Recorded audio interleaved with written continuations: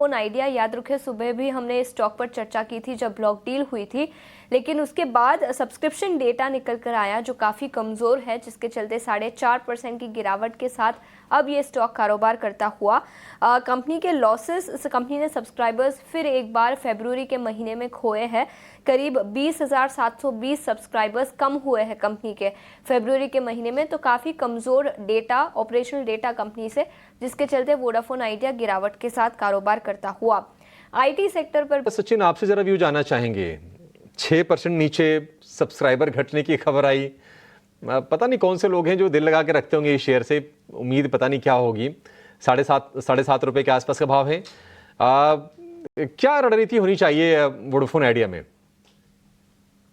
जो ओवरऑल भी देखे तो एक रेंज में ट्रेड कर रहा है। ऑन दी हायर साइड में ना 8.30 8.40 वो एक इमीडिएट हर्डल अभी के लिए स्टॉक में बना हुआ है, और 8.20 के आसपास से आज हमने यहाँ पर वापस से एक सेलिंग प्रेशर साबित होता हुआ देखा है। मुझे लगता है न्यूज बेस्ड मोमेंटम ज्यादा है स्टॉक के अंदर रादर देन द टेक्निकल, या फिर जो नॉर्मल्स अगर हम अदर स्टॉक से कंपेरिजन करें तो वैसे कुछ मोमेंटम्स है नहीं। मुझे लगता है अगर long term point of view से कोई बाइंग देखना चाहता है तो फिर इस टाइप के स्टॉक्स में इन्वेस्टमेंट करना चाहिए। शॉर्ट टर्म में या फिर ट्रेडिंग पॉइंट ऑफ व्यू से इस टाइप के स्टॉक्स में कोई अपॉर्चुनिटी यूजुअली मिलती नहीं है। So long term point of view से अगर कोई देख रहा है 8.20 will be the important level on the higher side. मुझे लगता है अगर वो लेवल्स ब्रेक होते हैं तो फिर पॉसिबली टारगेट करीब 8.909 तक के लिए देखने को मिल सकता है। अभी के लिए इमीडिएट सपोर्ट अगर हम देखें तो करीब 7.107 के आसपास में जो है वो एक इमीडिएट सपोर्ट लेवल जो है स्टॉक बना हुआ है। ठीक है, तो ये एक टेक आपको मिलता हुआ। इस बीच मार्केट में कमजोरी तो है ही, और इस कमजोरी में एडवांस डिक्लाइन रेशियोज पर भी एक नज़र होनी चाहिए, जहां डिक्लाइंस का पलड़ा इस वक्त भारी है, और इंडिया विक्स पर भी एक नज़र ज़रूर रखिएगा, because fair indicator India VIX का भी वापस बढ़ना 17-18 के लेवल्स के आसपास ऑलमोस्ट 5% की बढ़त, ये कंसर्न बिल्कुल साबित होती हुई दिखेगी। इस बीच मिड कैप इंडेक्स में चुनिंदा स्टॉक्स हैं जो कि इस वक्त वर्कआउट कर रहे हैं, और ये चुनिंदा स्टॉक्स जो हैं वो आईटी सेक्टर से जुड़े हुए ही हैं।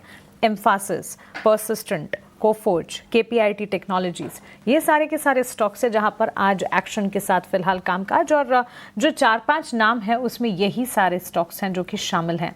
आईटी सेक्टर परफॉर्म कर रहा है, मिड कैप आईटी स्पेस में भी performance. Rajesh ji, persistent systems company के नतीजे आए थे, नतीजे अच्छे आए, उसके बाद स्टॉक ने मजबूती दिखाना शुरू किया, और ये कल से ही अच्छा चल रहा है, और आज के सत्र में भी 3% की गेंस दिखा रहा है।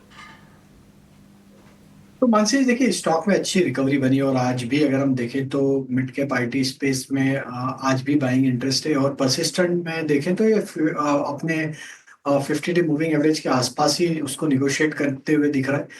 53.20 53.30 के लेवल अगर ये क्रॉस करता है, 53.30 के लेवल अगर ये क्रॉस करता है तो यहाँ पे मोमेंटम 5400 की तरफ, 5450 की तरफ बढ़ते हुए दिख सकता है।